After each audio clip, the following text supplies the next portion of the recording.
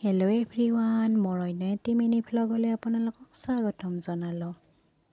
পৰিৱেশটো দেখি নিশ্চয় ধৰিবই পাৰিছে ক'লৈ আহিছোঁ। এয়া ছয়গাঁৱৰ ৰাস আৰু আমি ছয়গাঁৱলৈ ৰাস চাবলৈ আহিলোঁ। আমাৰ ওচৰতে হয়। আপোনালোকে বাৰু ক'ত ক'ত ৰাস চালে জনাবচোন। এয়া ৰাসলৈ সোমোৱাৰ আগতে সন্মুখতে দেখিলোঁ জুবিনদাৰ প্ৰতিমূৰ্তি এটা সজোৱা হৈছে আৰু তাৰ সমান্তৰালভাৱে ভূপেন হাজৰিকাদেৱৰ প্ৰতিমূৰ্তিও এটা সজোৱা হৈছে। ইপিনে আমি আহি পালোঁ আৰু এয়া গৌৰৱ গগৈও আহি পালে। তেখেত ভিতৰলৈ গ'ল আৰু এয়া ৰাসৰ বাহিৰৰ পৰিৱেশটো আপোনালোকক অলপ দেখুৱাওঁ বুলি ভাবিলোঁ। কিমান মানুহ হৈছে চাওকচোন। আৰু আমিও ভিতৰত প্ৰৱেশ কৰিলোঁ। ৰাস বুলিলেই গমেই পায় কৃষ্ণৰে লীলা, গতিকে চাৰিওফালে কৃষ্ণৰে প্ৰতিমূৰ্তি, কৃষ্ণৰে প্ৰতিমা। এয়া কৃষ্ণৰ গোবৰ্ধন ধাৰণ কৰা।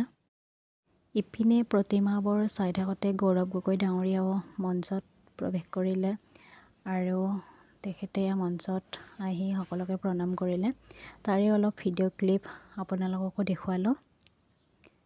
মই পিছে ৰাজনীতিৰ লগত ৰাজনীতি বোলা বস্তুটো ইমান ভাল নাপাওঁ, তথাপিও তেখেত আহিলে অলপ তোলাই ল'লোঁ। আৰু ইপিনে আমাৰ ছয়গাঁৱৰ ৰাসৰ প্ৰতিমা এইবোৰ। আপোনালোকে কোন কোন ছয়গাঁৱলৈ ৰাস চাবলৈ আহিছিল জনাবচোন।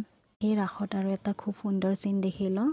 গছ থাকিলেহে মানুহ থাকিব, গছ কাটিব নালাগে। ৰাসৰ এই চিনটো মোৰ সঁচাকৈ বহুত ভাল লাগিছে।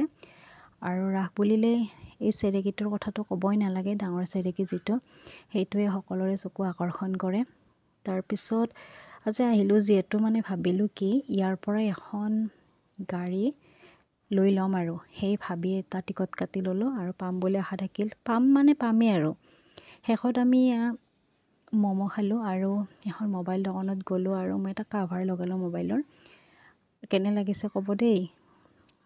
তাৰপিছত এয়া দোকানত কিবা অলপ কিনিব আহিলোঁ। যিহেতু আমাৰ ছোৱালী মানুহ, গতিকে কিছুমান বস্তু বহুত প্ৰয়োজন হৈয়ে থাকে।